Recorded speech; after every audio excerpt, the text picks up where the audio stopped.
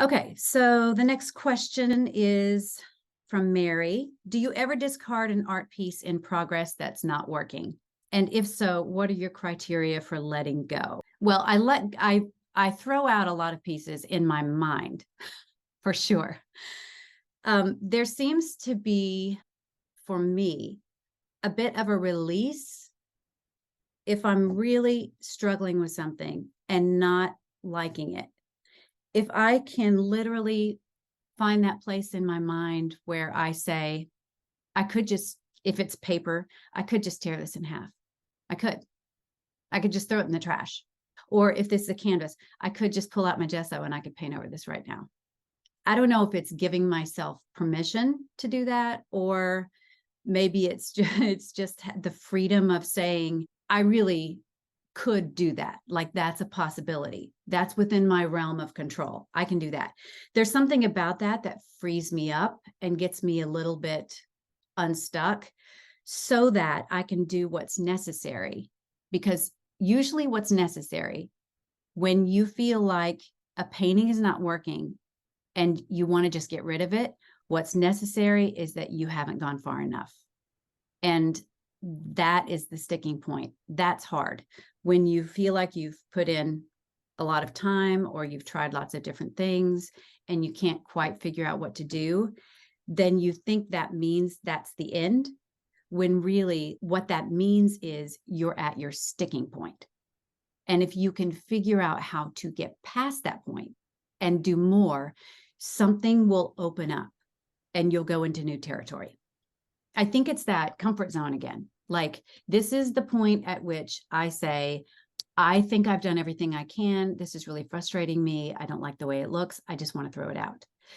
But I think those paintings are a really great opportunity to just say, well, if I'm willing to throw it out, then am I also willing to take this further and make a disaster? If you are, then I would bet that chances are you're going to, at the very least, discover something new that you can use in other work, or you will find what that painting can really become. That taking a painting past that point is really, really challenging. And I think figuring out your specific little recipe that you need to do in here to get yourself over that little hump and take it further is one of the most productive things you can do. And it's probably not going to be the way I do it. It's going to be whatever works for you. Most of the reason that we don't want to continue on is because we're scared of making a disaster. Like, I'm scared of making a painting that's so bad that it's either truly an aesthetic disaster or it's an internal disaster. We can all get so scared of making something we don't like that we'll avoid doing risky things. It's also true that we're scared to take it further because we're scared we won't know how to solve the problems there. And I talk about that a lot in the new class. At least for me, I discovered that once I started really working on figuring out how to identify problems and solve them, that my hesitancy to just go for it and be really creative and free and intuitive was really heightened.